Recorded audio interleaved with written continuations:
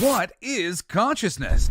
The live stream of consciousness is on a quest to unravel the mysteries of existence. Every episode, we ask the fundamental question that has captivated human minds for centuries. Is consciousness merely a product of our brains, or does it connect us to something greater? Explore the very fabric of our thoughts. Don't miss a moment. Expand your awareness and tap into the boundless potential that resides within you. Welcome to the live stream of consciousness.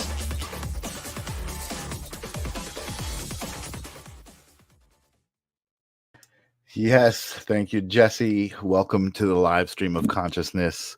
Welcome to another attempt at approaching our boundless potential. This is the live stream of consciousness. I'm Michael Zinn. I do this every week. I feel like I've watched some shows that I should follow the pattern of explaining to you guys what I do, and that you can come here every week and enjoy these great conversations. Even though you guys know this, I tell you this all the time. But it's a place of intention. It's a place of focusing in on the moment and being present. So I appreciate everybody who's coming by and saying hello. I saw Helen and Tim out there saying hello. Hello. And Helen is saying hello to the guest, which I haven't even introduced yet. But I'm excited for tonight because I have a guest on the show who is somebody who I met and admired, and kind of, you meet some people and you're like, oh, that person's cool. And that's it. And you see them once in a while and you're like, oh, that person's cool. And on Facebook, we make friends and we talk about each other. We say hi to each other and stuff. But I met this guy during when I was doing the Women of Armageddon calendar. We've talked about that here before. And what's up, Jessica Kalushin? I see you out there. And we met at one of the comic book conventions, and he was there because he was a professional wrestler. He's a comic book character. He's a comic book writer. He's so many things that I want to talk about. So I'm so excited to talk about him and bring up his website and all the history that we have together. I think I've done what I'm supposed to do, introduced my show, talked about who I am and what we're going to talk about, started to introduce my guest. So let me bring him on and welcome him to the live stream of consciousness. Welcome, Brimstone, to the live stream of consciousness. Hey, finally, Brimstone is here. The live stream of consciousness, hanging out with Michael Zinn. Super stoked and excited, brother. It's been a long time coming. I know that you've asked me to do this show for quite some time, and I'm finally able to make it happen. And I'm thanking you so much for having me here. And I'm thanking you for being here. I know, doing my research and my due diligence, I found out so much more about you than I even knew. And I'm excited to talk about all of those amazing things. It just really validated the idea that I wanted to have you on the show. You're not my regular kind of guest. I talk about spirituality and I talk about kind of very low key kind of things, and you're a high key kind of guy. Should I be more zen? No, you're great. I love it. Bring down my energy just a little bit, just a notch. No, you should be who you are, because I think that's what I found out about you, is that I think you will relate to the things that we talk about here, and consciousness and spirituality and energy. Really being aware of what energy is and what role that plays in all of our lives and our existence. But this is the live stream of consciousness, so you got to play by my rules for a couple of minutes here.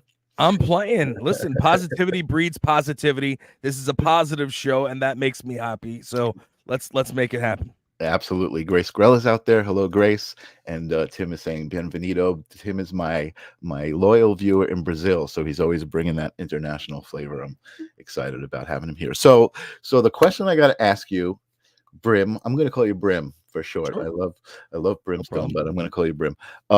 What is consciousness? What is consciousness to you?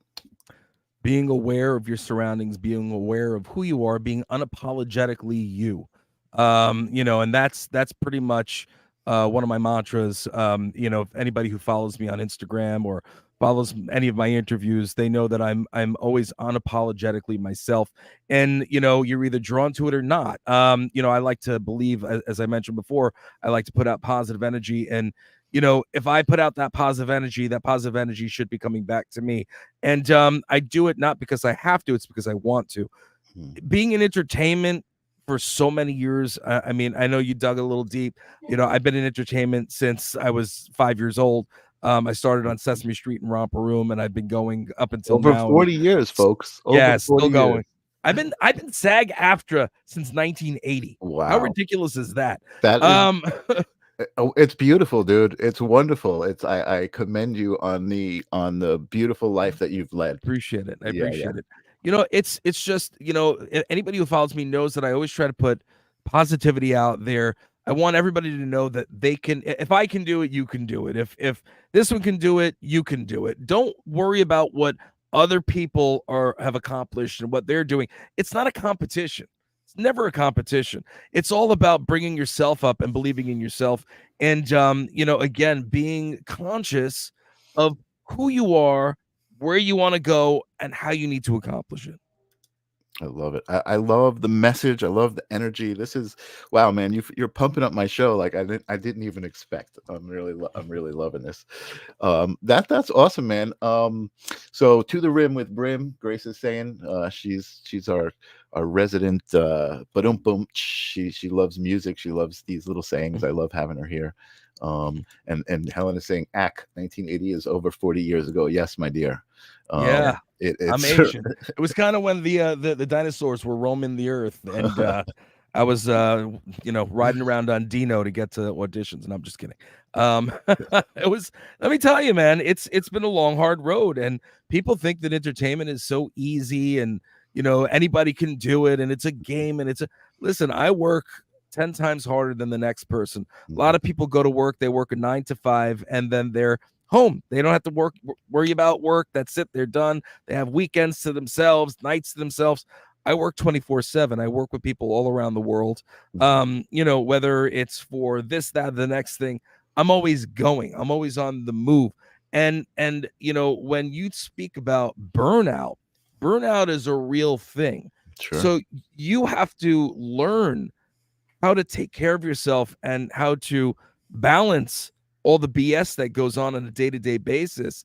And in order to be healthy in the mind and in the body and in the soul, not just physically, but mentally, you have to be able to be able to continue to do all these things and not make yourself crazy. So, it's not easy, man. It's not an easy gig.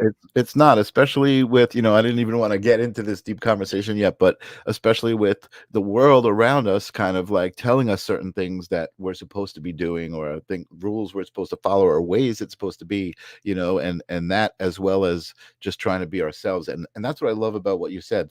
The whole idea is you are here to be you. That's the only freaking reason you're here, right? So you've got to kind of figure out who you are and be it with a passion. And that's again what I love about what you've done. We've had guests on the show. I've had this woman named Sunshine, and she literally is sunshine, and she created who she was, right? And I feel like that's very similar to what you did. You've created yourself. You've done the ultimate thing that we're here to do, which is again why you're here. So there's one more question before we start talking about all the amazing things you've done, and I would love to hear how you went from this kind of wrestling dude, which I'm going to bring up some pictures, I'm excited, to who you are now, because it's just there's such a noble feeling in your character and in your energy and it's very authentic. And I think that's what's cool about your message, and again, why I'm drawn to you and why you're here on this show. But the question is, I always ask, like, if there's a moment or an experience that you had that you can share, that you kind of knew there was something else besides everything that you're talking about in the human aspect. But like, have you ever had an experience with something from the other side, a spirit, a loved one, energy that you couldn't explain? I'm a big energy person, positive energy, negative energy. I've dealt with both over the years, many times. In terms of, you're talking about energy in terms of something that has made me want to pursue something, or just energy in general? I could tell you a real fun story about energy, but I don't know if it's where you want me to go. I guess what I'm asking is, have you had like, I don't know what your thoughts are on the metaphysical, like, psychic mediums and people who, sense energy in a different way, Oh and yeah, you know, I sign at a lot of the different paranormal conventions. I was just at WarrenCon in Connecticut. What do you call it? There are, and I will be. I can't say where I'm going to be, but I will actually be making some appearances, doing the guest thing on a couple of paranormal shows cool. going into next year. So yes, I do believe in the paranormal. I do believe in a lot of things that you can't see. Have I had any experiences? Yes. Do I want to get into them on the show right now? No. Okay, that's Because fair. it'll take quite some time. One Okay. thing that was absolutely sick that I did see that I if I didn't see it with my own eyes, I would have never believed it. But at the Warren Con last year, there was the Conjuring mirror, the actual Conjuring mirror, and two girls were taking some video of it, and they actually got they got something in the mirror, and you see it clear as day because Wow. they took it. You know how they have those live videos, not a live video, the live photo. Yes. So you Yes. can't edit a live photo. Right. So when they took the shot, it looked like a still. But when you hold it down, it showed in the background a head coming out Ooh. and Oh, coming that stuff in, gives me the chills looking, and sometimes. going Yeah. out. It was insane. You could probably find the video online. I have the link to it somewhere. If I can find it, I'll send it to you. But yeah, I mean, I've experienced a bunch of different things that I think are insane. And if you believe that you're on Earth and there's nothing else out in the entire universe, there's no other life out there, then you're just foolish. I mean, That's real. That's what I was asking at, and I kind of felt like there's so much that's 3D based about you and the human experience, right? Like, and Mhm. and that's a great thing. There's nothing wrong with that, and because again, you've taken the human experience to what it's supposed to be. Mhm. You found out who you were, Mhm. and that's who you are, and that's what you do. You know what I mean? Mhm. You are what you do. Janice is out there. She's the quiet healer. She said that gave her the chills, and that gave me the chills too. I was talking to I think it was Jesse earlier today about that there are certain things that you see like that videos that are supposed to be paranormal, and you're just like, whatever. But the certain ones that you see, just you react to. You're just like, oh my god, like what was that? Like Oh it's yeah. an energetic reaction. You know what I Yeah. mean? So that's fair. That's what I wanted to ask you. That even if you believe that there was another layer after this Oh yeah. human thing. Well, um the whole premise, a very big premise of the Brimstone and the Borderhounds comic book and cartoon and all that jazz is that there is life after death, and that everybody that is born, they're being bred for the afterlife, which is heaven, hell, nirvana, Valhalla, because energy never dies. mhm. So once you die, your mortal coil might die, but the energy, where does that go? And that's a very big part of the Brimstone and the Borderhounds lore. So yes, I do believe in it. Awesome. There's a lot of people out that are fake, that they do it for the show. Mhm. But there are a lot of people that are very, very real, and I've witnessed a lot of them, and firsthand, and I can say it's crazy. It really is. It's Awesome. if you don't see it with your own eyes, some people are like, "Eh, I want to learn more, and that's why I'm doing the guest spots where I'm doing them." So Cool. That's awesome. That's awesome. Yeah, and I think part of why I started doing this show was because I personally was meeting a lot of people with different metaphysical modalities, spiritual psychic mediums, astrologers, and I was never really like into that stuff, quote unquote, but mhm. everybody I was meeting, I really resonated with. People who channel. I don't know if you're familiar with channelers. Oh You yeah, know, and there's certainly a time where I was just like, these people are out of their minds. oh yeah, But then, like you said, you experience somebody or something that just resonates, and you're just like, whoa, what was that? You get a chill in your oh yeah. bones, and there's something that makes you know that it's the real thing. I've Um, seen things and I've heard things. I will say that where I didn't believe it going in, and I certainly believed it going out. So Awesome, yeah. awesome. So then we are on a lot of the same page. I want to switch it up, and I want to get into Brimstone mode. So we're only 15 minutes into the show, and I think we're going to get into Brimstone mode. I want to talk about you. I want to give you the spotlight. You're just kind of one of those people who I feel like this is why I do what I do. I produced shows for a couple of different people, and it's because I like Grace Grella, who's a psychic medium, you know, and she's here, and we do a call-in show, and you know, it's just amazing the energy that goes back and forth, and how positive it is, you know, and what's behind it, as well as whatever, just a couple of things. So I just want to bring up your website, because this is where I went on my journey. Hey, that's and me. found out everything about you. This is great, by the way that you present it, and even what I just said. You're kind of like, hey, here's your guide to how to experience this site, and the journey of this guy, which I love. And man, what a journey it's been. You got to minimize, got to go down, I think, to 90%, because there we go. There we go. Okay. There you go. That makes it a little easier for you to see. Right. I see. The navigation was getting squished. Yeah, the navigating the wasteland. Is that what I'm assuming? That's what you're talking about. That's exactly. So where am I going to find that? Hold on a second. Let's see. Yeah, the navigating the wasteland. I think it's under scriptures. It's down here. Yeah. You can get to it from there too. Yeah. You know, the reason why I did that is because with 40 years of history, I'm one of those guys that likes to say, you know what, this is what I've done, this is what I've accomplished. If you don't wanna, you know, believe me, maybe you'll believe, you know, what you see. A lot of people like to be Debbie Downers, and you know, like to sit and throw stones, and you know, and think that I haven't done certain things. Well, the proof is always in the proverbial pudding. Right. So, you know, if you can't find it online, which I'm very, very Googleable, but if not, you can always go to my official website, and you can see so many different things. But there are so many things, because I've done music, I've done wrestling, I've done comics, I've done this, I've done that, television, film.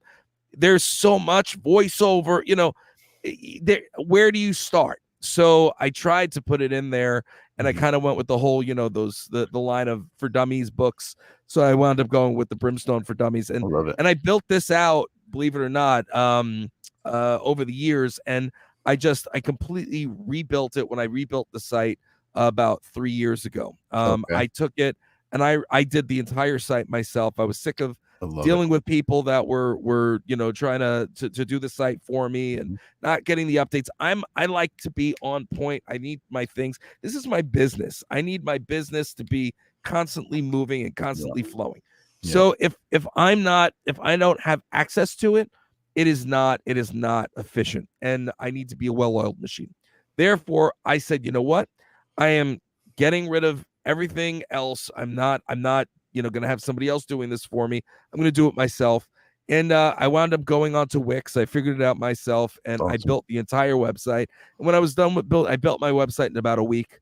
Once I was done with the website, I built the Grindhouse Radio's website, because I wanted that one to look, you know, good as well. And awesome. That's I love it. I love the energy. I love the determination. I love the direct involvement with everything you're doing. Helen is responding, I think, to something you said earlier. She often questions if she's out of her mind. No. The chat is a little bit behind sometimes.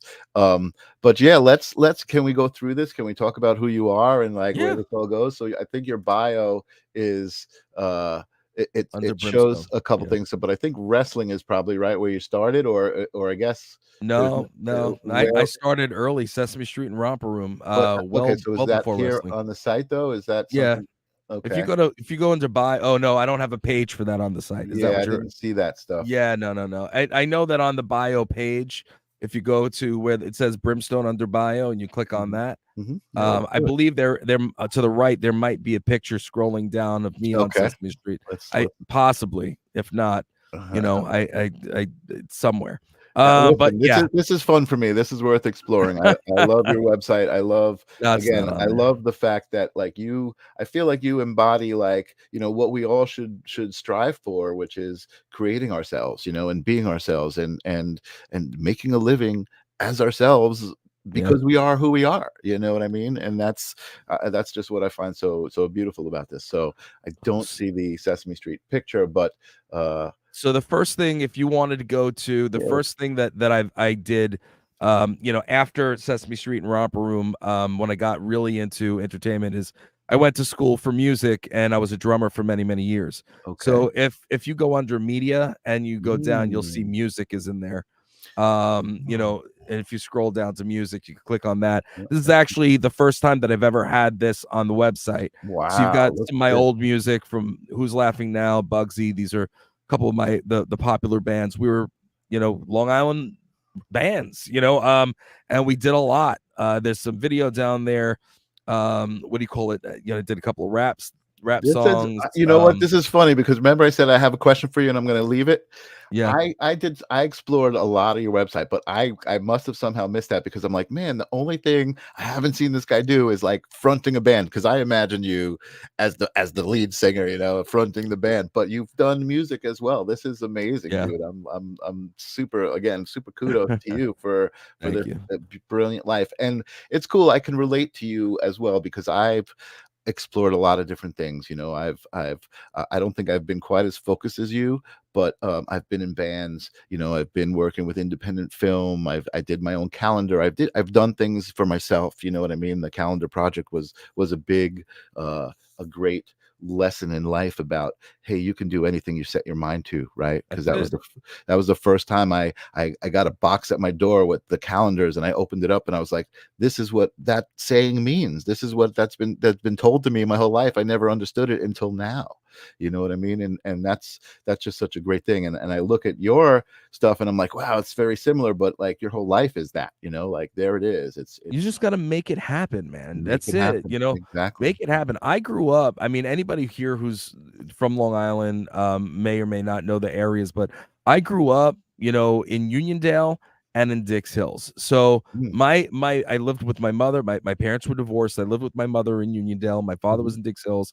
I got to go to, you know, and again, Uniondale was very middle to lower class, and Dix Hills is the rich area. Yeah. So I got to go and see, you know, the best of the best, you know, once a week, you know, and every other week on weekends. You know what I mean? And then, you know, for a couple of hours if we went there. Right. And, you know, and other than that, I was the only white guy, or one of the only white guys in the school. I shouldn't say the only, because I've got a couple other white guys that were there as well. But, you know, at the end of the day, you know, that's what made me me. You know, you know, I grew up, I was all hip hop growing up.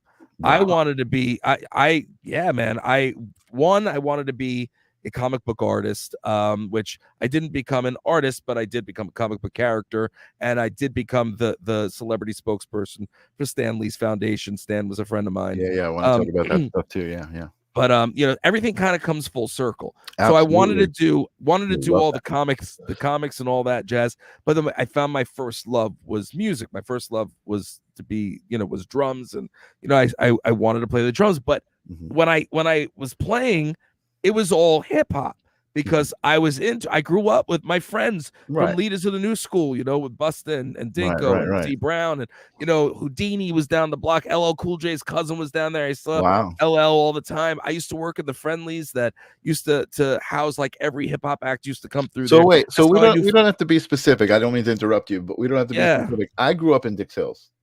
There you go. What high school did you go to? Which high school? I didn't. I went to Uniondale. Oh, you went to okay. That's what I'm saying. I didn't get. So you were only out there. It would have been west on the weekends, right? It would have been west. It would have been Half Hollow Hills West, I believe. Well, because I was going to say, how did we? I mean, we're probably close in age. I don't know, but my brother, my half brother went there. And, okay, gotcha. So what do you call it? Yeah, no, I mean, so at the end of the day, we were on Bayard Drive. Do you know where that is? Right. Yes, I do. Yeah. Okay. So what do you call it? How old are you? I'm 57. Okay, so did you know the Danas? That sounds. The Danas were on Bayard. Yeah. And then my step brother and my stepsister, one of them's around your age. The Kornfeld was the last name, Bruce Kornfeld and Lori Kornfeld. And you might have went with vaguely familiar, with one of them. So you know, and they all lived out there, but I lived in Uniondale. Wow. You know, and then my mother my mother didn't want me to go to the middle school because there were a lot of problems at the middle school, and I was like, I'm not gonna have a problem. I'm friends with everybody. I'm good. And she insisted and then she went and sent me to, because I'm Jewish. She sent me to an all Jewish school called Liberal Jewish Day School. And I went from going to an all black, you know, and Hispanic school, and me being the only, like the token Jew and one of the only white kids, to an almost pretty much all white Jewish school, Oh, that's which was great. very, very small, and everybody there was like into metal and stuff like that. So that's where I got into metal, and I got into my first band, which we called it Spitfire was the first one. I'm sorry, no, the first one was Private School, obviously, because we were in private Oh, school. that's cool. And then it was Spitfire, and what do you call it? And after that, and funny enough, and I don't do politics, but what do you call it? My one of the guys who I went to school with, who was in Spitfire with me, is Andy Wilkow from the Wilkow Report. So if anybody is into that, so and I am not, and don't want to talk politics, but we just bumped into each other not too long ago. Haven't seen each other in years. You know what I mean? But yeah, it's crazy how him and I were the only two that continued in entertainment. Right. But anyway, so I was all hip hop till I went there. Then I was metal, and then I went to college. Then the school was closing down, and I went back to Uniondale. So I went there for another year, and then I went to 13th grade. I went to Nassau Community College, and from there, I was in the band. I got into serious music, and Who's Laughing Now, and we were pretty big back in the day. We played with Biohazard and all those cats. Oh, that's awesome. So I'm friends with all those guys, them, Life of Agony, awesome. All those guys. I don't know how it's gonna play, like if I play the video. So I would love people to explore this on their own, and I'm gonna explore this later, because that was the question I had for you. I'm like, man, the only thing you didn't do was music, but you have done it, and that to find out even that was like your first love, that's awesome as well. I love that. I miss music tremendously. The problem with music is, what do you call it? It's a 5-way marriage. You know what I'm saying? So, and there's no way that you're all going to get along all the time. And I wanted something bigger and better for myself, and I understood the need for marketing, and the need for guerrilla marketing, the need for branding, and the guys that came from the wealthier areas were like, oh, I just want to live in a van and van life, and we're not selling out, and blah blah. I said, all right, you go do that. None of them are doing anything now, but that being said, that's where I was, and that's why I said I got to get out of music. Gotcha. No, that's what I am. Just to tell you, I'm loving this story. This is great. I'm so happy I invited you on the show. I feel like I'm like, ooh, that would make a good short. I know social media is driving people crazy this way. I'm like, ooh, I got a clip. But I just want to tell you again how appreciative I am of your time, and also now of you sharing your story. So what was next after when you got out of bands? Was that when you went into wrestling, or? Yeah. So the wrestling thing, I was at the time. So I also was very involved in sales and marketing. And I've worked for every major publication here on the island at one time or another. And at the time I was working for the Long Island Voice, which was the sister of the Village Voice. It was Andrea Stern was running it, which was the, Mr. Stern, the guy who owned Village Voice. It was his daughter, is the pet project. And I was working for them, and I got a call from Andrea, and she goes, "Can you do me a favor?" I said, "Sure.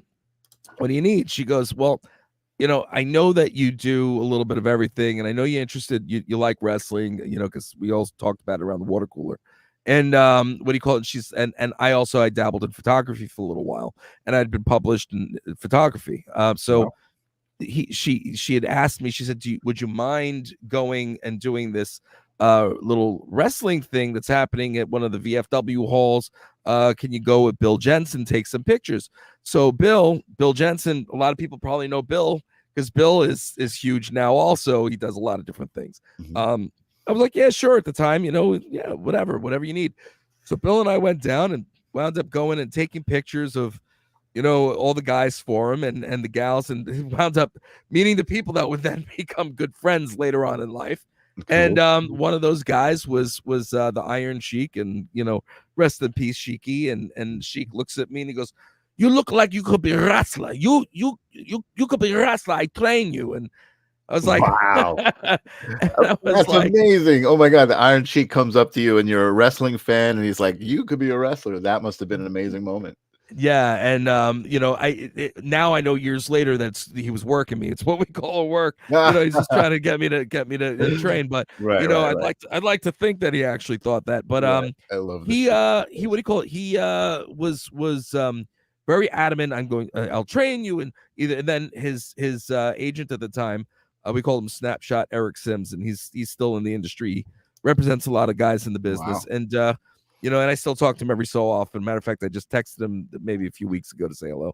But Eric starts talking to me, and he goes, yeah, we could, again, working me. We can either fly. You could either fly out to him in Georgia, or he could fly him out and put him up here. And I'm like, whoa, calm down a second, hold on. I don't know about all this. And Right. what do you call it? And we were just talking, and another person who was there was Bret the Hitman Hart. And anybody who knows who Bret Hart is knows that he is, a legendary human being. And Bret overheard the conversation, and he knew I was there with the publication, so he knew I wasn't a mark, a super fan. And he pulled me to the side. He goes, listen. He goes, hey, do you, if you're really interested in getting involved in the industry, he was on his way out. He had to catch a plane. Here's my email address, old school AOL email address. Email me, and if I can be of any help, I'll help you out. It's like, right. I appreciate that. And I've never heard of him doing that. But I'm sure he did it plenty because, his family trained so many of the boys. So I took it. I was like, wow, this is cool. What am I going to do? Yeah. I was going through a wrestling publication. I saw an ad for a new school that was opening up in Queens. And I was like, well, Brooklyn it was Queens at the time. And I'm like, the Doghouse is interesting.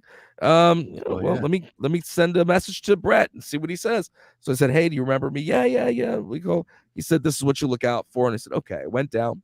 Funny enough, with any Long Island people who remember Hostile Intent, Chris, who was the singer of Hostile Intent, was my tag team partner, my original tag partner, and him and I went down to check the place out, and the rest is history. We're Doghouse Originals. I mean, a lot of names came out of that school, and what do you call it? We were Doghouse Originals, and you got guys like Homicide and Low Key, and Amazing Red, and I mean, just so many people. And then I went out and I wound up opening after that, after I trained there and started touring, and then I opened up Critical Mass Pro Wrestling, and with my other tag partner Mike Mayhem, and somebody else who I would rather not talk about.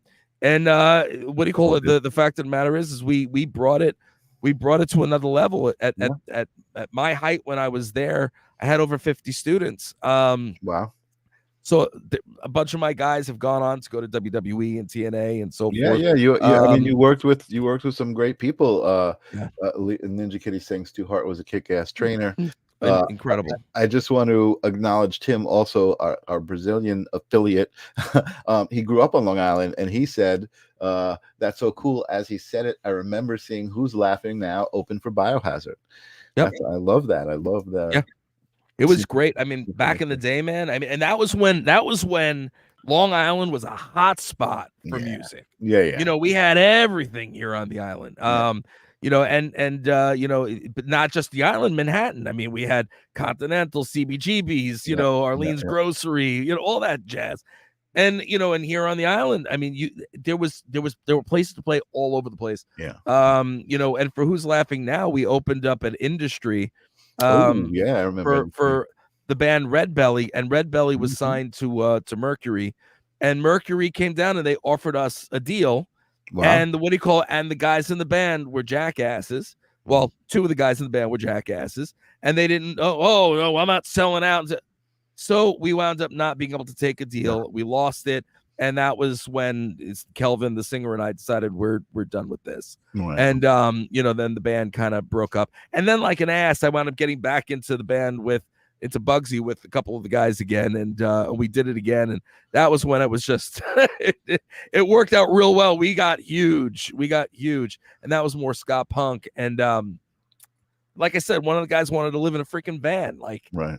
all right, cool. At the time, I was married to my first wife, and I had a kid coming. I was like, I'm sorry, I need to make money, man. Yeah, you yeah. know, like it's not gonna happen. And you know what? It's not like that's not an honorable way to want to go through life, but you got to be on the same page, especially if you're in a band. Like you said, it's a 5-person marriage, you know, and I think managing one person's career is much easier, you know what I mean? And Oh yeah. you know, like you said, you wanted a little more for yourself. You became the band, you know. You are the band. You are everything. That's awesome.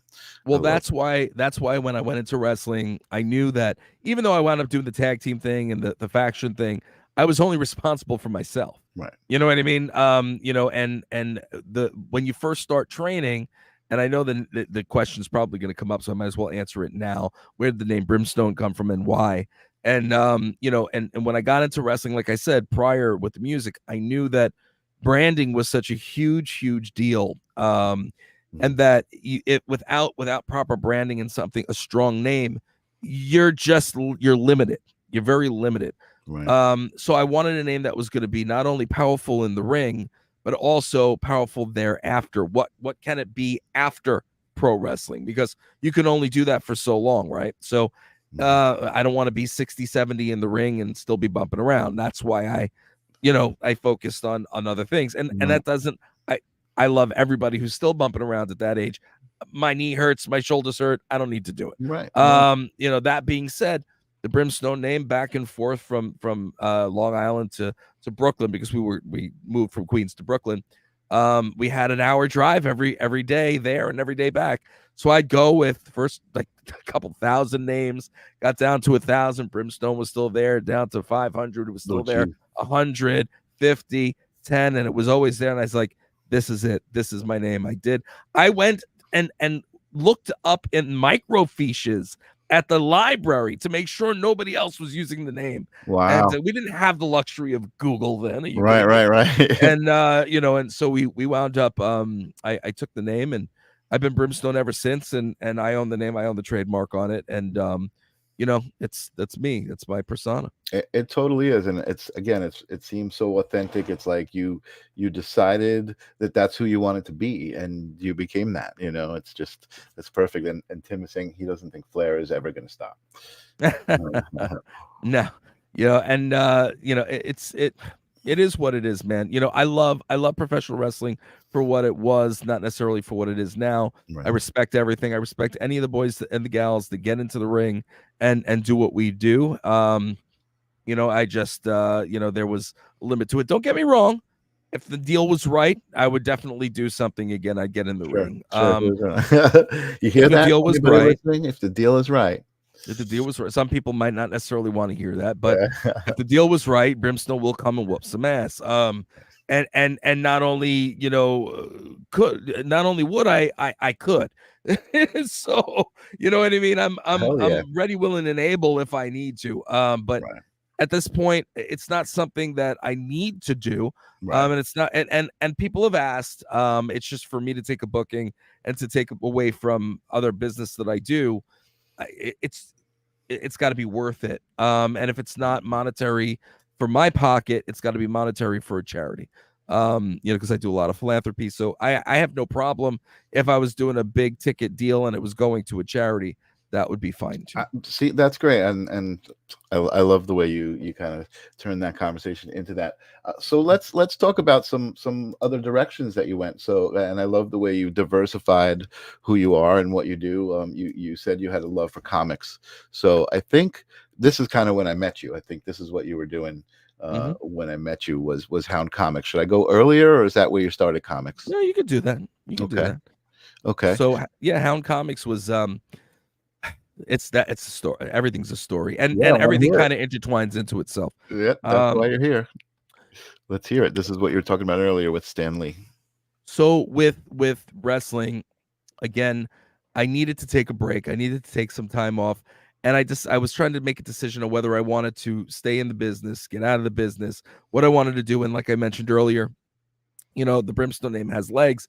What can I do with the character and the the persona outside of professional wrestling?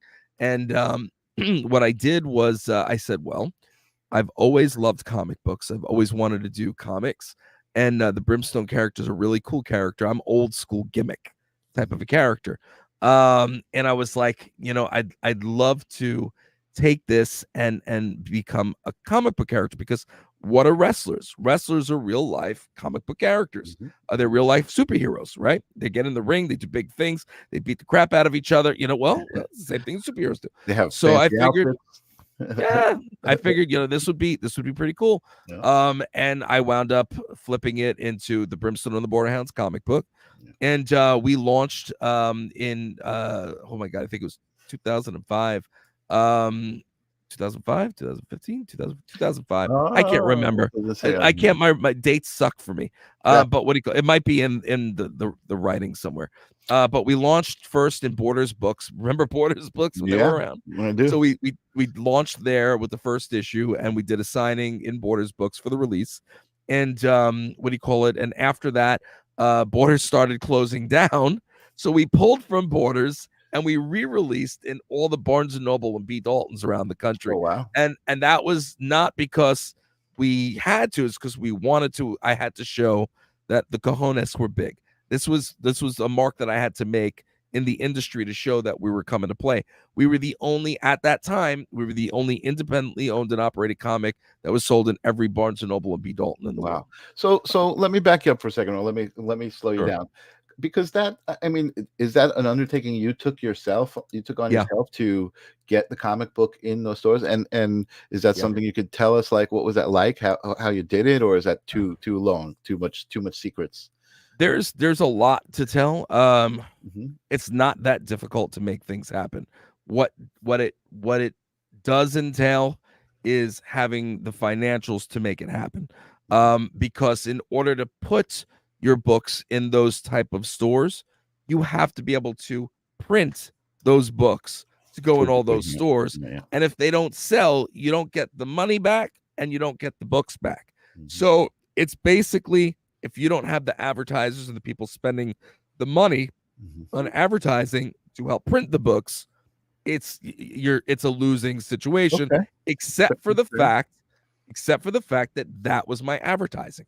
So that was my advertising budget, is putting them in those stores side by side with Marvel and DC and IDW and Image. And we were right next to each other. So there were no other comics there. Couldn't get anything else. That was it. From that, what do you call it? Stan had taken notice. Stan and I met at Still City Comic-Con years ago, and he came to my table, and his right hand, Max, who was awesome, was like, hey, Stan would like to talk to you, and brought him over, and the two of us sat, and it's the first time we met, and we hit it off. Who would have freaking known that I'd become friends with Stan Lee? And how crazy after that, for years back, and his whole crew, oh my god, Darren, Yuka, Max, I mean, just everybody used to go out to Pow Entertainment in LA and just spend time, in the office and sit and chat. And what do you call it? There's nothing like sitting in Stan Lee's chair, you know what I mean, in his office. Awesome. Yeah, that's got to be cool. It's just ridiculous. And the energy story I was going to tell you earlier, if there's time and you want to hear it later. We still got over 15 minutes. We're good. Okay. This is an hour show.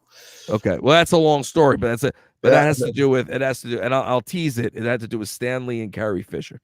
So what do you call it? If you want to hear that story, I could always tell you that story. Yeah, man. That's perfect for the show, I think. It sounds like it is.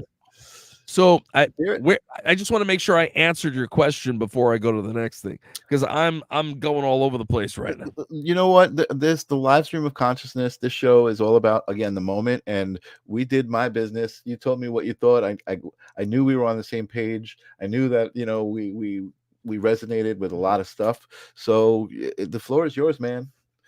Okay. Let's hear it. So you want to hear the story? All right. So Stan used to tell me he'd always have me come out and do his show, which was Kamikaze, which was out in LA. It's now the LA Comic-Con. And I was very good friends. I'm friendly with a lot of people from Star Wars. Peter Mayhew, who's Chewbacca from Star Wars, passed away a couple years back, and Angie, his wife, just passed So last let me year. stop for 1 second. I want this Yeah. story, but Grace Grella, before you even mentioned Star Wars, said, "The Force is with you." You didn't even mention Star Wars. I did. I mentioned Carrie Fisher. Oh, you did. That's right. I'm sorry. You're right. The Force is with you. That's why she said that. Okay, but then you go into it. Now, and by the way, and I skipped over a big part of Hound Comics. Peter is the reason why I incorporated and built it into a corporation, Hound Comics Inc., Hound Entertainment Group, because Pete and Angie I hadn't seen in years, and I saw them at an event. I think it was like Gotham something in Manhattan, and they saw what I was doing with the comics and my kids' books, and they go, Brim, would you be interested in publishing, Peter's books? Because we've been trying to get a good publisher and so forth. I'm like, well, I mean, I was kind of just putting out my books, but I mean, if you need help, I'll help you. It's fine. They're friends of mine. Right. And what do you call it? And they're like, well, also we know this one and this one who want help too, like a Disney person here, a Nickelodeon person there. And I'm like, all right, well, I guess it's time to incorporate. And then it's amazing how the universe by works. accident. Isn't it amazing how yeah, the universe yeah. That's I became a publisher by beautiful. accident. But that being said, I know a lot of people from Star Wars, and I'd never met Carrie Fisher. So what do you call it? It happened to be at the show, and again, Kamikaze Stan would call me up every year. You could get me on the phone, and Stan would go, Brimstone, pal, you want to come down with old Stan and sign a Kamikaze for me? Come on, old pal. Yeah, sure, Stan. Every year, no problem. I would go down, and I get to see him for a little speck of time whenever I was there, and we hadn't seen each other in a minute. And Max came by, goes, "Hey, Stan would love to see you. He hasn't seen you in a while." I was like, "Yeah, I wanted to see what the schedule was." He goes, "Actually, what are you doing during this time?" And this time, he's going to be over at Photo Ops. You want to go over there? I was like, "Yeah, sure, I can get down there." And I was looking at my schedules, and I was like, "Yeah, I can get down there." And I went down, and sure enough, Stan was in there, but this was one of the only times that Stan was alone. Stan and I have never, not never, we have very rarely alone in a room together. Okay. Stan's energy, I wanted to talk about energy. Stan's energy was so incredible and strong and positive. He was in his 90s, and the man could move like better than half of us, in our 40s and 50s. You know what I mean? He had such charisma and presence up until his final days, and I don't want to talk about that. Right. But what do you call it? I had seen, I walked in, and I was like, "Hey, Stan, how you doing?" He's like, "Hey, how are you?" Blah, blah, blah. And, I came in, and it had to be a couple minutes later. In walks Carrie Fisher. Now, I'd never met Carrie before. She was coming into, I guess she was doing photo ops around the same time. And Stan Lee introduces me to Carrie Fisher. Now, that's got to be the crazy.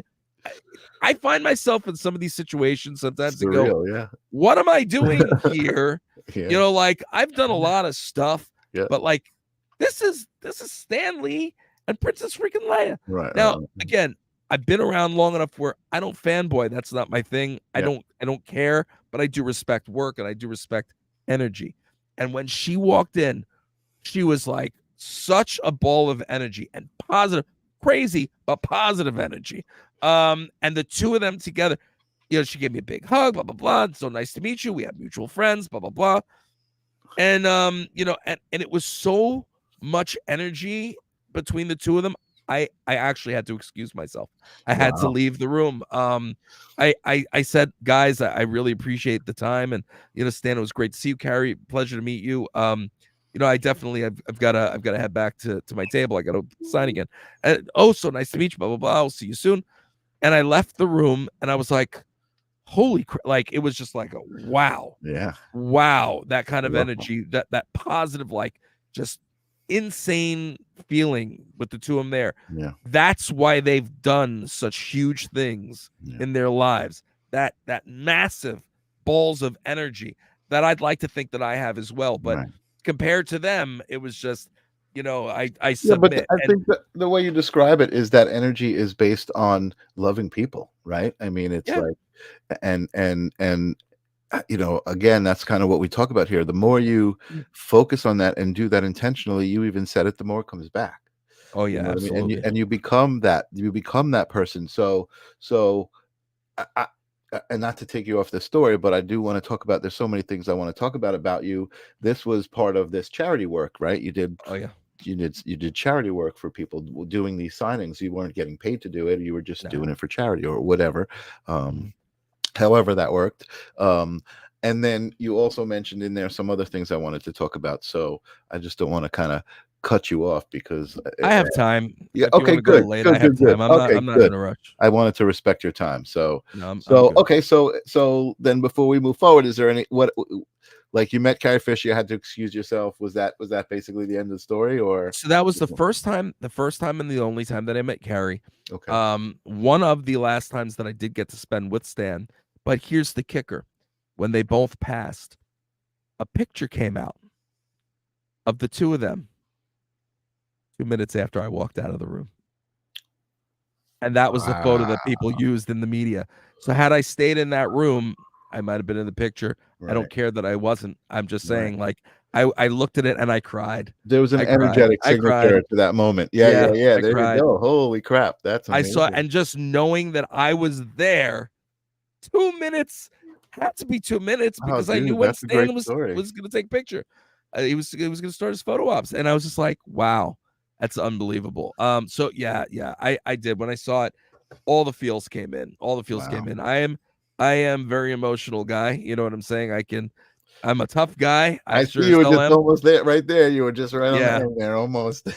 I am a tough guy, but at the end of the day, if a true man can also emote Yeah. feelings. Yeah. You know what I mean? And Yeah. Yeah. and the fact of the matter is that love is, it's better to love than hate. Yeah. So Totally. yeah, that's it. Totally. I think I agree with you. I think a true man recognizes that feeling is a connection to your soul. You're like connecting at your soul in that moment, and that's Oh why yeah, it becomes a physical thing. It's like your throat lumps up, you're just like, oh, whoa, whoa, whoa. But it's real, and it's great to process that and let it come through. Awesome. absolutely. So that's a great story.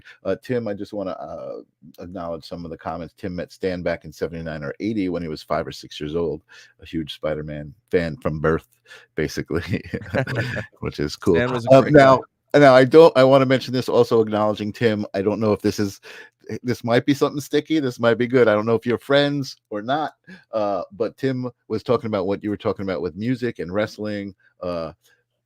You got into music with Fozzy first, then started I this didn't know he comic. had a comic going. Oh, Yeah, there you go. Okay, I I didn't didn't know know he if had a there was a comic going. rivalry or something like that. So I didn't No, want to. no, Yeah, I think Jericho's great. I think Jericho is fantastic. Him and I met never in wrestling. Funny enough, never in wrestling. oh, What do you call it? We met the first time briefly in Manhattan. I can't get into that because that's another whole story, but we did meet briefly there. But we met in, I think it was like San Antonio, Texas or somewhere. Both of us wound up doing, we were both doing media. He was doing a media tour because he was in town with Fozzy, and I was doing media because I was signing at an event locally. So the two of us had been down, doing the tour of all the wow. networks, and that's where we met, and we had a great conversation. Stand-up guy, really pleasant. We have a lot of mutual friends. We've never bumped into each other before or after that. I'm sorry, after that, and I have no issues with him. I think Cool. he's a fantastic, talented guy. Yeah, cool. I didn't know he had a comic. I didn't Yeah, know he had no, a I comic. didn't either. I didn't either. I just and then I saw that, so I just. But listen, and again, I feel like you're the kind of person, and you're saying it right now. It's like there's enough success here for everybody. We can all be successful. It's not a competition. It's not a It's competition. about lifting each other up and helping each other get to that point. You know what I mean? Absolutely. There are So plenty yeah, of people, and they know who they are. I've lifted a lot of people in the industry over the years, in all various industries of entertainment, and you know what I mean. yeah, Uh, well, the entertainment industry, I was like, in all different areas of the entertainment right, right, industry, right, right. I got you. and and I do the right thing. the problem is a lot of people start believing their own hype and they forget where they came from. I never, ever, ever, ever will forget where I came from. And that's what it comes down to. And people come back later on in life and, they, hey, how have you been? Remember me? Yeah, I remember you. Good to see you. And I'm not holding any beef against you, but Right. I remember. I remember. Yeah, right. And too. you know who you are. Yeah, absolutely. But it's all good. Absolutely. Yeah, it's all good. I love that. And so here's something that I found that was one of the surprises pleasantly for me. And you mentioned, your first marriage and you had a kid on the way. So how many kids do you have? I have 3. 3 kids. Awesome. Well, I was really pleasantly surprised to see the Border Pups, which is a series of kids books. So tell us about how you got involved with kids books from the comics. So the kids books, the reason why I did the kids books was because a lot of the parents that were coming to see me and a lot of the conventions and so forth, they had young kids. And one of the things I've always loved to do with my kids over the years when they were growing up is I like to vibe with them with, the things that I loved when I was a kid and the things that I was growing up with and the characters that I loved, so my son and I would always enjoy Spider-Man together or X-Men or, you know what I'm saying? And things like that. And just same thing, like you show your well, if you'd like to make sure that your kids are well seasoned with things, you make sure that they know that music and good music and this you want to feed them all the good in the world. So the kids books at the conventions, a lot of the people would come up and they'd be with their kids, and I said, I want to make sure to put something out, one that the kids can walk away with something that's appropriate for them, and 2, that the kids could learn who these characters are, and the parents, when they're reading the books, so the kids know who the characters are, and they can vibe with each other and enjoy the whole situation. And it's in the same universe, but very, very, very watered down. Very cool. And that's where the Border Pups came from. That's such a great intention, man. I love that I'm asking you these things and learning the stories behind it, because I just saw I just saw the achievement, but not the inspiration and the motivation for it. So thank you for sharing that. Yeah, thank you for asking. I love it. I love it. And I saw this as well. There's so much like we haven't even scratched the surface, Brim, and I know you know that. And I'm so grateful and happy to have you on the show. I can't wait to even talk to you after we get off the air. But I saw that you have a Starbucks secret menu. There's a secret recipe in Starbucks. For you. I love that. Isn't that crazy? That's amazing. I thought they did it, and there's a Jack Daniels drink for me also. Yeah, I saw that one too. Where's that? That's the Starbucks Red. one. Yeah. Starbucks one, a barista made it up for me, and the Brimstone Red. The story behind that was we were doing a launch for the for one of the, I think it was issue 6 of Brimstone and the Borderhounds in Manhattan. And I was doing it in collaboration with eSport, who I do my backpacks with. Oh my God! Look who you're hanging out with, Jose. Oh my God, I know all these guys. Yeah, Jose Hernandez Jr. Yeah. What do you call it? Bumblefoot. Yeah. One of my good friends still to this day. So cool. Bumbles. But the theme music for the Grindhouse Radio is Bumblefoot's little brother is watching, and for the Dirty Little Secrets, club, Jesse's song. Our mutual friend Jesse Blaze Snyder. Yeah. I have one of his songs for the theme song for that. I didn't know that. No, Jesse. Yeah. Jesse started the show with me. He used to be my co-host, or I was his co-host. We were co-hosts together. Yeah. Oh, so finish this story. So we were we were doing it at this club in Manhattan, and everything was set up, and the people from Jack Daniels just happened to be coming to that location, I guess to do something during the day, or whatever it was, and they saw that we were going to be there, so they created a drink for myself and for Bumble, and so it was amazing. The Brimstone Red, because it was the new drink that came out, the Jack Honey, and it was earlier in the week. They found out we were there. That's what it was, and they were going to be there that day, and right. So they made that for us, and then they made the Bumble. The Bumble shot or something like that. I forgot what it was, but so that was the people from the distillery who did it, and It's That's so a cool. kick-ass drink. It really is. Yeah, man, So that's so cool. And I why feel not like share it, right? I feel like your life again, that you're this embodiment of being in the right place at the right time, but not by chance. You know what I mean? Like by intention. Like Yeah. you know, like through you just it's not like you expected to have that drink named after you, but you knew where you wanted to be, and that's where you were, and that's I love it, man. I am so enjoying talking to you. You don't even know. Um, what else can I get to before? Again, I'm here. It's up my to you, show's man. Whatever usually an you hour. want.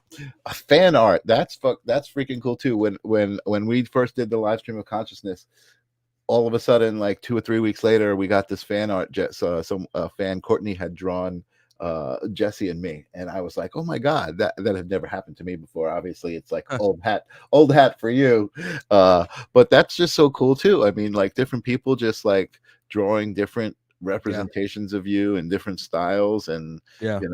I mean, it just kind of shows how you've made an impact, how your character, what you were talking about earlier, the positive energy, the inspirational character.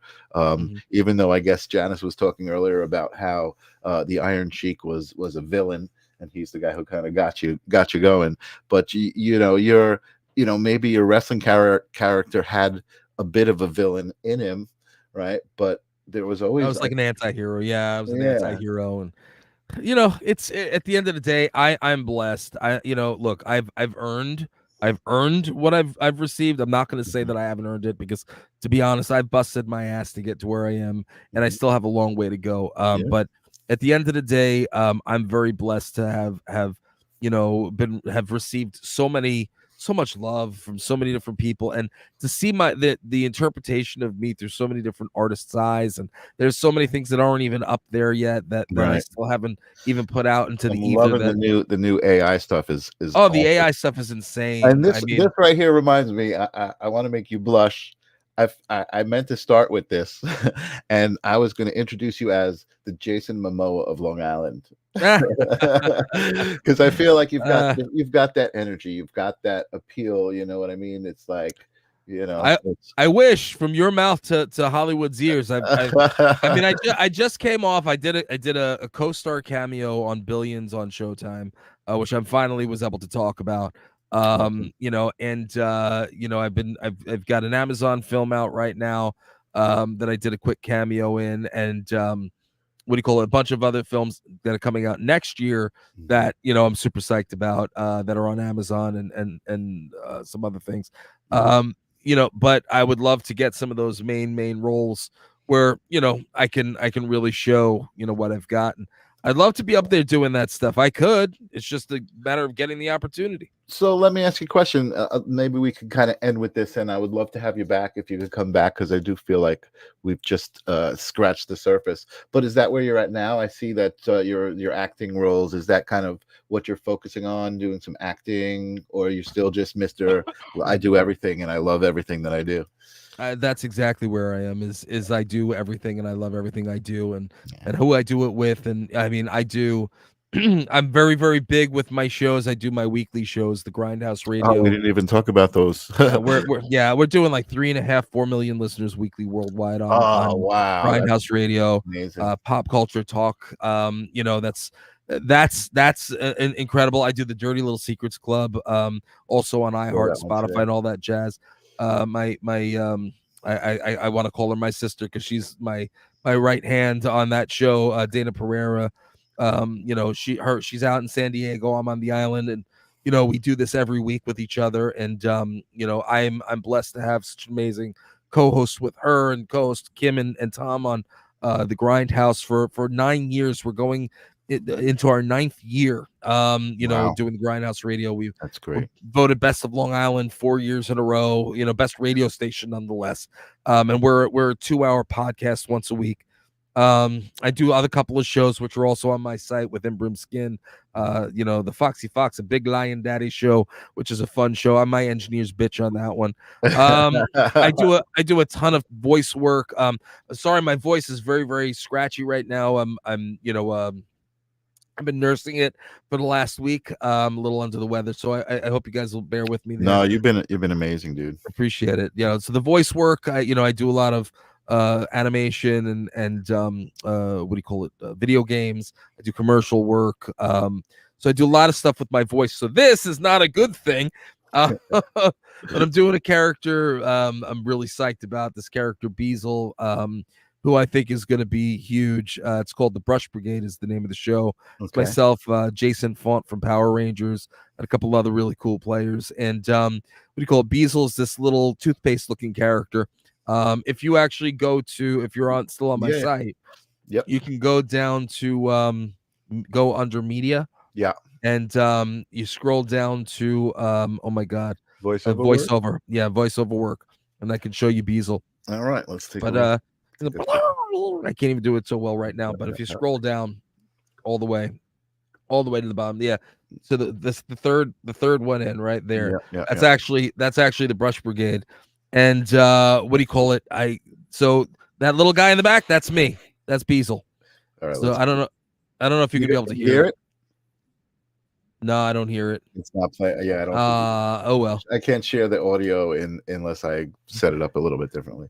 That was my new backpack. Have you seen those? No. Yes, I have. I've seen it. Yes, Yeah. I've seen it on Instagram. In your broadcast. Yeah, my new backpacks. Okay, this is a commercial for my new backpacks. They're coming out with eSport in March. They'll be in Walmart.com, eSport.com. This is my second round of backpacks with eSport. So I'm really, really excited about it. And they approached you. They said, "Hey, we want to do a thing," or did you approach them with the idea? Or that is a whole story in itself. So my story with eSport, I had taken some time back when, and what do you call it? I had taken some time back when my wife was doing, she was doing, like, what do they call it? Tutus and things like that. And what do you call it? Like little barrettes. And she was doing, little hobby shows. Right. So what do you call it? I needed to take some time off. I wanted to spend some time at home and what do you call it? Spend some time with her. So I told my director of operations at the time, I said, listen, I don't want to do anything on the road. Book me for some local, what do you call it? Craft shows. Just book me for some craft shows. He's like, no, what do you mean book you? You're Brimstone. You're not gonna, I said, do what I tell you to do. Book me in some craft shows. This is what I want to do. I'll go in with the comics and this and that, whatever. And anybody comes.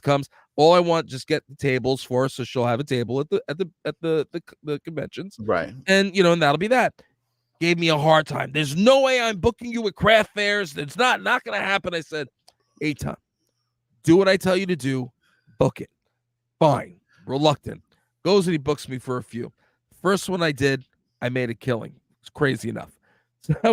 So he's like, all right, well, yeah, that's cool. Second one I went to was at the Huntington Hilton, and what do you call it? The show was a little slower, and what do you call it? I was hanging around, and I got up and I walked away for a little bit to take a break, and I went and sat against there was a big corridor in the hallway. And there was a guy standing there, and we just started shooting the it. And I said to him, he says, I see what you're doing over there. He goes, those comics are so colorful and so forth. Can you tell me more about yourself, what you do? I told him who I was, what I've done. And he goes, well, I'm the vice president of eSport. Wow. So he's like, he loved the fact that I was there supporting my wife. And he was there supporting his with her new candle business.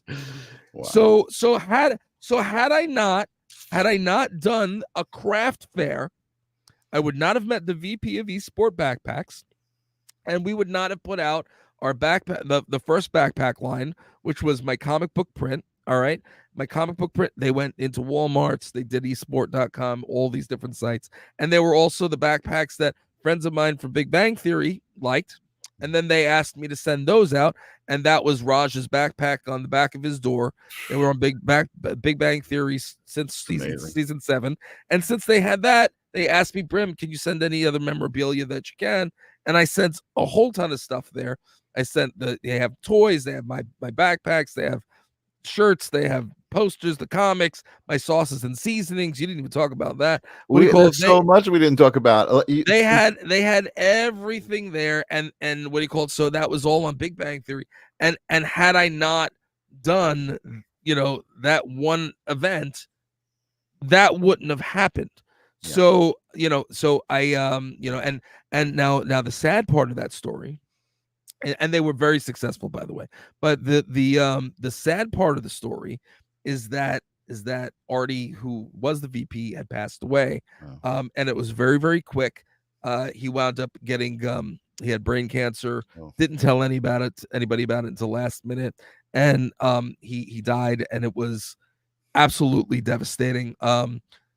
So it took a little bit of time before I reconnected fully with eSport. We were still friendly. We were still talking. They were still selling the backpacks. I'd be at San Diego Comic-Con signing, and people were walking by with my backpack, had no idea it was me. And I love it. I love that, because you don't need to know who I am to buy my merchandise. Right. Totally. You know what I'm saying? Yeah, no, I love the fact you put it in an affordable store. Yeah. Very good price point. It's an amazing story, and again, it really, to me, it validates the reason I even asked you to be on the show, because it's such an embodiment of being in the flow. Like, you're in the flow, right? You're in the, I don't know if you listen to or know who Abraham is, right? Esther Hicks is somebody who talks about, it's affirmation stuff and positive stuff that I find a lot of people need to listen to. I listen to it occasionally, and just because I want to hear what it's about, and I feel like that's what it's about. It's just about, like, knowing that everything is going to fall into place the way it does if you just show up as you and do what you're supposed to do. Well, that's the first thing. Is the first rule is show up. Show up every day. Show up.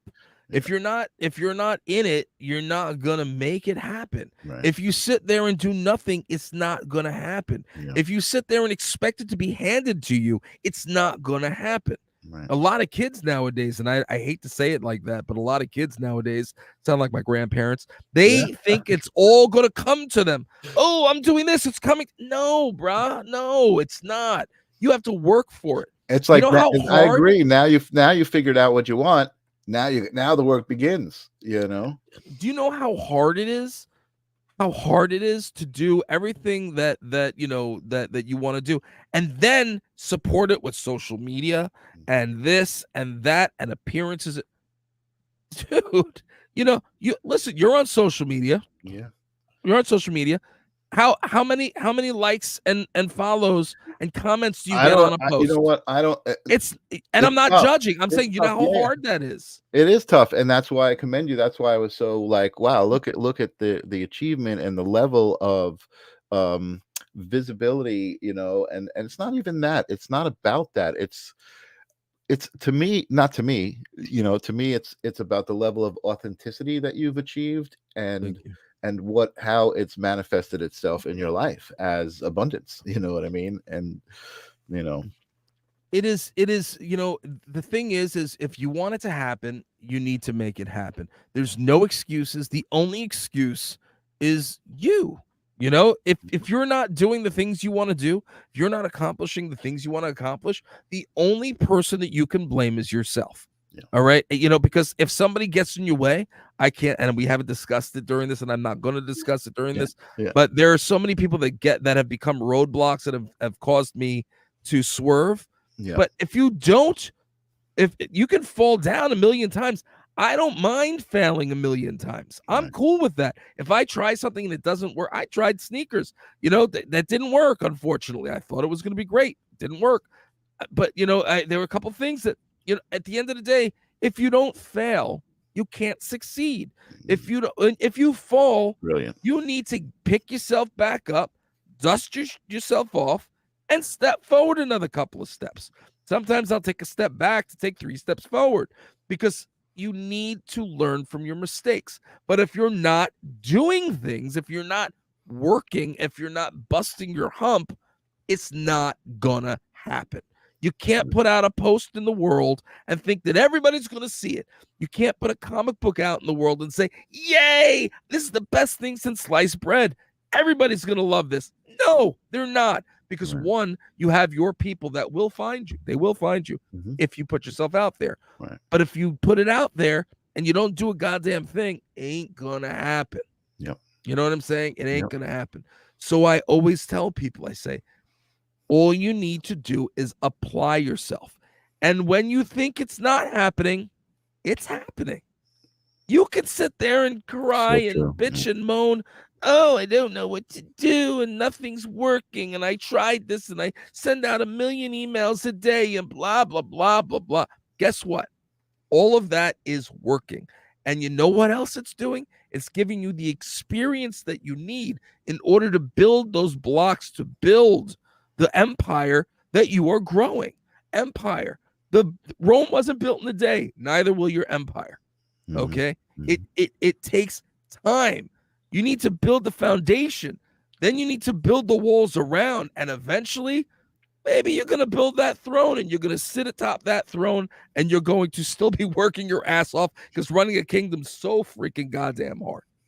So the fact of the matter is just work hard, apply yourself, be kind, you know, and that's the best thing I can tell you. Never take no for an answer. Even if they say no. I'm not talking about sexually, any of that crap don't do. I'm talking about disclaimer. I'm talking about pushing your way into the business. No, you're making a 1,000,000% sense. Yeah.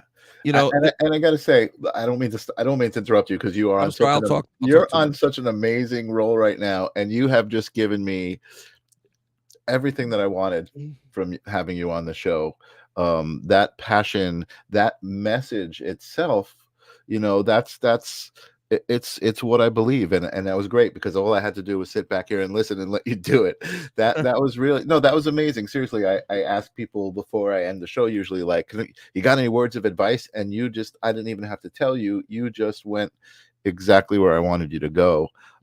And believe me, man, I'm with you 100%. And even knowing that and saying it out loud doesn't make it easy, right? It's still hard for you. You still have to intentionally put your energy into it, you know, and you still need to make sure that you're showing up there every day. And I just love it. Tim is saying great advice. I've learned more from my failures than my successes. I'd be living my best life. I wouldn't be living my best life now if I was afraid to fail. And here's a great, and that, thank you for that, Tim. Yeah, What do you call it? There is a nice way to put this. I years ago I was working out at a Gold's Gym, and there was a very, very, very well-known bodybuilder, right? And you know, and he had muscles on top of muscles on top of muscles. And when we went, and you know, we knew each other, not we weren't friends, but we weren't, you know, we were acquaintances. And I said to him one day, as he's doing 10-pound weights, I said, why are you doing 10-pound weights? Don't you need to do more? He goes, at this point, it's all about the maintenance. Okay? Maintaining what you've got, building your kingdom and then maintaining it. You know what I mean? Now that it's very, very important. And at this point, I've grown my castle, I built my throne, I've done all of this, and now I'm doing that and maintaining while I'm building a second castle across the way. Nice. And that's how you've always got to think forward. You've got to think big, and the only person that you can blame is yourself. You can't say I don't get any opportunity. Well, guess what? Have Google will travel. You know, go make opportunity. Get off your ass. Go out to an event. Meet some people. You're gonna meet a lot of fake people. A lot of fake people, especially at the beginning. A lot of people who think that there's something. They might be nice people, but they're really not going to be able to do anything, or they don't necessarily have your best intentions in mind. There's this industry in general, and again, I'm talking about entertainment, but it's the same thing in business. It's the same thing in any landscape. It's all the same. It's a different field, same manure. You know what I mean? Right. Field, same manure. Yeah. So, you know, anyway, I'm sorry. I'm going to shut up so you can ask questions or do whatever. No. I listen. I'm like I said. I got everything I wanted. You are exactly like I wasn't sure. Like I said, like okay, he's this character, but like I know he's also a human being. You know what I mean? And it I guess it was just kind of intuitive of me to be like, well, he wouldn't become this character, and he wouldn't become who he is if there wasn't this underlying, foundation that was based in a lot of the things that I talk about and that we talked about here tonight, energy and just kind of understanding who you are, and going for it. And some of the simple things that I think were kind of I don't like to use the word conditioned because I feel like that's putting the responsibility elsewhere, right? We've got to be responsible for it. But I think that we grow up and I don't think that it's common knowledge that it's really easy. You just got to do it. You know what I mean? And we don't know how to do it. A lot of people. Nothing in life worth having is easy. Nothing in life worth having is easy. Remember that. Yeah. It's all, life is hard. Life is hard. It is what it is. Nothing that you would like to have that's worth anything is easy to obtain, whether it's money, love, a good position, entertainment, whatever it is, growing, having children, making sure your children are good people. It's not easy. Life is hard. Yeah. If your parents didn't tell you that, old Brim's going to tell you right now. Life is hard. It's hard, So at the end of the day, you have to put your best foot forward and make it work. And if it doesn't work, then you try again, because eventually it's going to work. You throw as much crap against the wall as you possibly can, and it will stick. And the fact of the matter is that, if one, you don't have to stay in one lane. You don't have to stay in one lane. You could go in whatever lane you goddamn well please. All right. The biggest issue that people have with me is I'm too difficult for people to place. You know what I mean? Because I've done so many different things. It's hard to say, okay, well, what is he? And they usually they'll tend to go to wrestler right away. But right. I've also done a ton of voice and done of this and a ton of that. Yeah. So, there's well, you kind of show up as like, well, what do you need? What do you need? If I don't know how to do it, I'll try my fucking hardest. I mean, that's it. You tell me what you need and I got you. So, it's funny because, I do so many different shows and I took a break because I did them for where I was doing like 5 or 6 a week minimum, to where I was sometimes doing like 3 a day.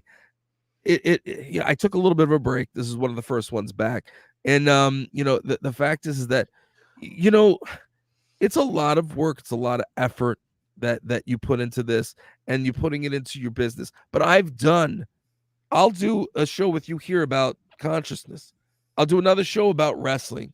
I'll do another show about business. I'll do another thing about, comics. Right. And I will give you details about each and every one. Right. You know what I mean? Because I'm well-rounded, and I would and I thank the Lord every single day that I'm well-rounded, and I can not only do Brimstone, but I get the business aspect of it too. You know what I mean? Yeah. And people are shocked. They're shocked when I know more about business and can sell my way around an entire corporate, boardroom. then half of them they don't realize, because they go by the way I look. You know what I mean? Right. You know me personally. I'm a big guy. Right. I got the beard. I've got usually the skull rings and my long hair and the earrings. And bro, I walk into a boardroom just like this. Yeah. And they look at me sideways and I walk out with a deal. Right. Because I'm authentic and I know what I'm doing and I make sense. God bless you. So that's what anybody who's getting involved in anything, in entertainment especially, know your business too, because otherwise you're not going to move forward. All right. Learn your business, learn contracts, learn how to read the dotted, read the small print before you sign on the dotted line. Again, I'm sorry, I'm going overboard here, but You're not going to listen. You're not going overboard. I actually I just got a text from Jesse who's like, "Oh, I'm not on yet," and I got to kind of start wrapping up so I could no worries. go get him. But I mean, Brim, you are seriously more than I even imagined. I think easily at this point my favorite guest to date. Like there's so much in this, so much that I want to go back and watch and unpack. And I'm going to ask you to come back. I know it'll be tough. We can talk about it. I know you do so much. I didn't know this was like the first show back. I appreciate you giving me your time. And I do want to talk a little bit after I sign off the show. So I'm going to sign off for now, but I'm inviting you back. You're welcome back anytime. I think my audience loved you, and even Ninja Kitty said, "Oh, damn, he does look like Jason." So whatever it takes. Oh, Jason Momoa. yeah. I guess that's a compliment. My body's not like Jason Momoa. If my body was like Jason Momoa, Jason took my role in Aquaman. I'll tell you that. I should have been Aquaman. It wouldn't have flopped as much as it. No, I'm just kidding, Jason. I'm sorry. Just kidding. But but I appreciate it. Thank you so much. If anybody's on Instagram at The Real Brimstone, that's where I spend all my social media time. Hopefully you'll follow me there, and as long as you're kind, I'll respond. So yes, totally. And we're getting the closing obrigado from Tim. Obrigado, Brimstone. I'm going to put you backstage, but thank you a million times, and I can't wait to have you back. And I'll talk to you in a couple of minutes. Let me just sign off my show. Sounds good. Oh wow, guys, tell me that wasn't amazing, right? The real Brimstone. I just loved that interview so much. I loved talking to him. I loved him giving us his time. I loved everybody being here. This was a successful night for me.